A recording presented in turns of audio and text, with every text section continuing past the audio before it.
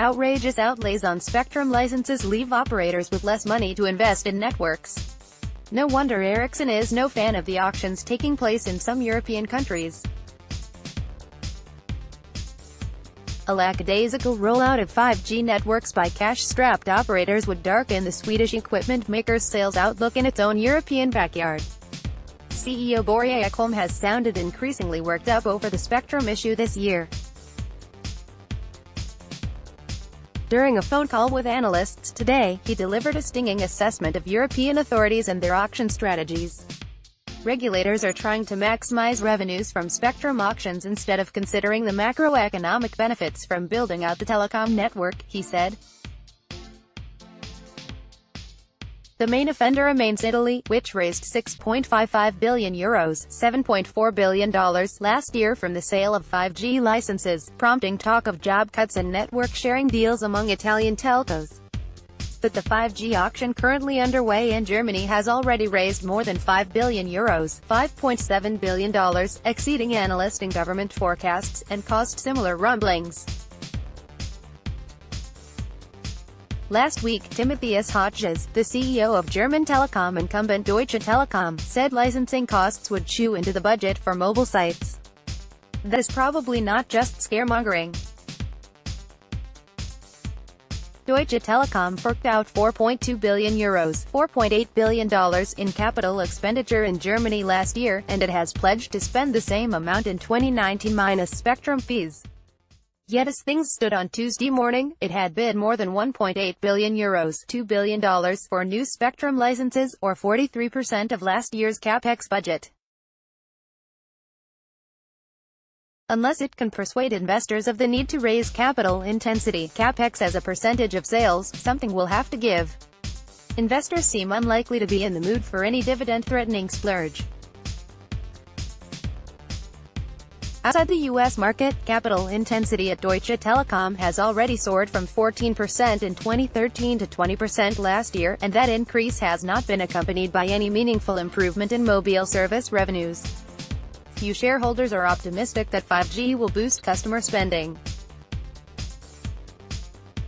Table 1, Europe capex and sales, Euro B, 2013, 2014, 2015, 2016, 2017, 2018, DT non-US capex 5.96.26.66.87.57.8 DT non-US revenues 41.6, 40.3, 40.3, 39.4, 39.2, 39.1 DT non-US capital intensity 14%, 16%, 16%, 17%, 19%, 20% Orange capex 5.6, 5.66, 0.57, 0.27.4 Orange revenues 41.0, 39.4, 40.2, 40.9, 41.1, 41.4 Orange capital intensity 14%, 14%, 16%, 17%, 17%, 18% Telefonica capex 8.2, 8.2, 8.0, 8.6, 8.2, 7.3 Telefonica revenues 57.1, 50.4, 47.2, 52.0, 52.0, 48.7 Telefonica capital intensity 14%, 16%, 17%, 16%, 16%, 15% total capex 19.7, 20.0, 21.1, 22.4, 22.8, 22.5 total revenues 139.6, 130.1, 127.8, 132.3, 132.3, 129.2 total capital intensity 14%, 15%,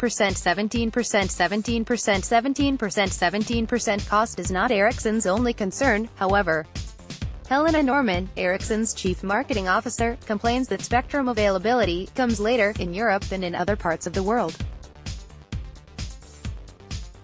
France is one major European economy that has yet to even hold a 5G auction. And in others that have sold licenses, spectrum is still not ready to be used. There is one exception to the rule, and that is Switzerland, where Swisscom switched on 5G yesterday together with us, but that is unfortunately only one country, says Norman. The rest of Europe is quite slow, and that is a concern both for our business and for Europe's competitiveness. Germany's spectrum plans include other features that Ericsson does not seem to admire. In a controversial move, authorities did not include 100 MHz of available mid-band spectrum in the current auction, preferring to save this for a separate sale to industrial groups. Heng reportedly expressed interest in building their own 5G networks to support factory-based applications. German carmakers including Volkswagen could be enthusiastic spectrum bidders. Asked to comment on the move, Norman says, "What is most important is that spectrum is made available to operators. We believe operators are the logical go-to-market for industrial applications and new industry verticals. You're invited to attend Light Reading's Big 5G event." Formerly the Big Communications event in 5G North America, Big 5G is where telecom's brightest minds deliver the critical insight needed to piece together the 5G puzzle. We'll see you May 6th in Denver. Communications service providers get in free.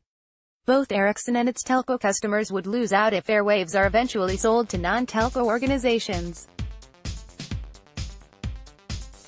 It would leave Deutsche Telekom and its rivals with less spectrum to support 5G networks and erode their opportunity to provide 5G services to business customers.